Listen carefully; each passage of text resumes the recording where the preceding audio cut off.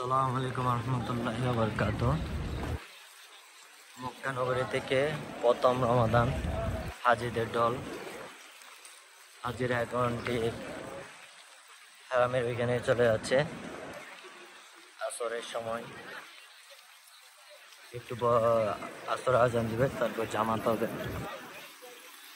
হাজিদের ঢল, মাশাআল্লাহ, আল্লাহ তাআলা সবাইকে কবুল করে নিক।